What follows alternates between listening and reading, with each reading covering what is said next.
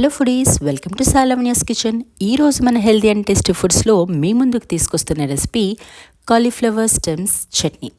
అవునండి, కాలీఫ్లవర్ స్టెమ్స్లో చాలా న్యూట్రియంట్స్ ఉంటాయి. లైక్ ఫైబర్, కాల్షియం, ప్రోటీన్స్ చాలా ఉంటాయి.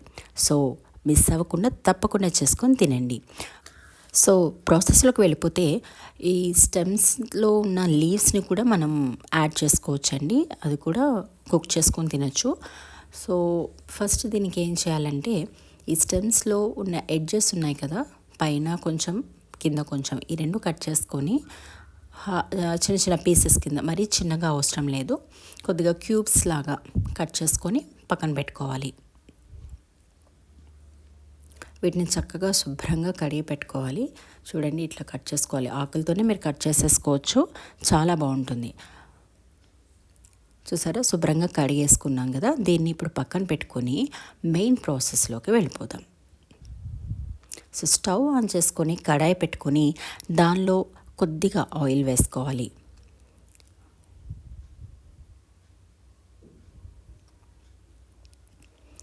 ఆయిల్ హీట్ అయిన తర్వాత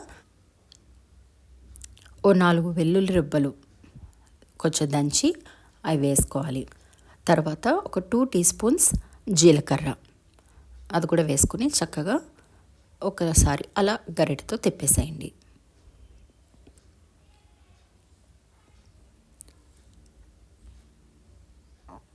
ఇప్పుడు 2 టేబుల్ స్పూన్స్ శనగపప్పు, సో దీన్ని కూడా వేసుకొని చక్కగా కలుపుకోవాలి. ఇది శనగపప్పు చట్నీస్లో వేయడం వల్ల ఏంటంటే చాలా టేస్టీగా ఉంటుంది.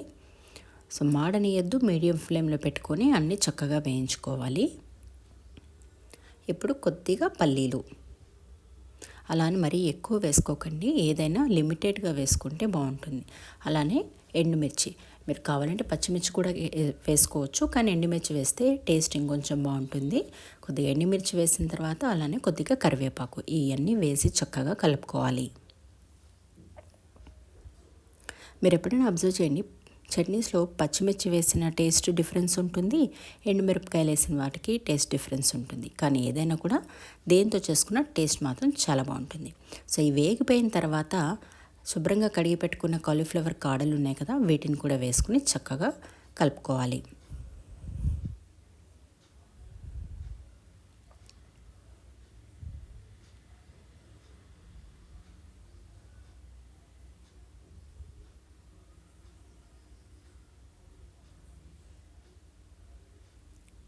ఇప్పుడు కొద్దిగా పసుపు,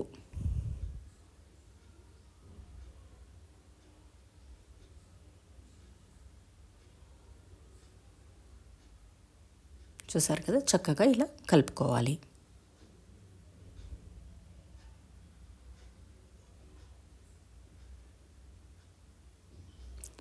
కొద్దిసేపు మూత పెట్టేసి మీడియం ఫ్లేమ్ ఆర్ సిమ్ పెట్టుకొని ఒక 10 నిమిషాలు వేగనీయాలి. చూడండి, చక్కగా వేగిపోయినాయి కదా.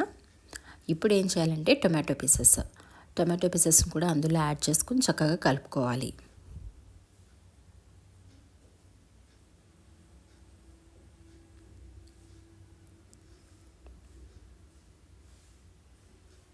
ఇప్పుడు సరిపడినంత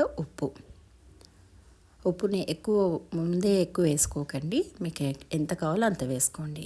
అలానే కొద్దిగా చింతపండు, ఇది నేను పెట్టుకున్న చింతపండు, ఇది కూడా వేసుకుని చక్కగా కలుపుకోవాలి.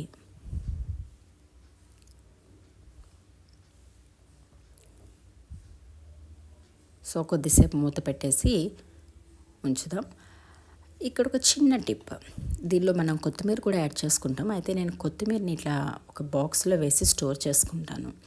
సో ఇలా స్టోర్ చేసుకుంటే జనరల్గా మనకి కొత్తిమీర తొందరగా పాడైపోతుంది అని అనుకుంటారు.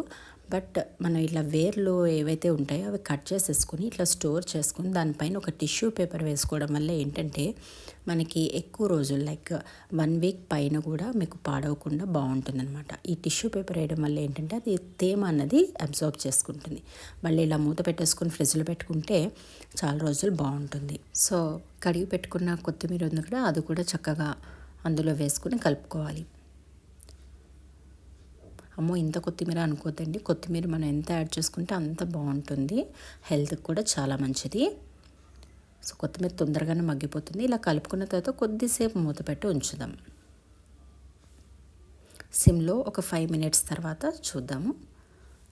ఆల్రెడీ మనకి టమాటా మగ్గిపోయింది కాబట్టి తొందరగానే అయిపోతుంది. చూసారా, రెడీ అనమాట.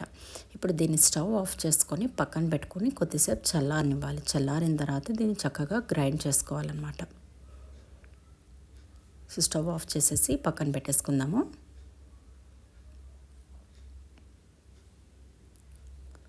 సో చల్లారిపోయిందండి.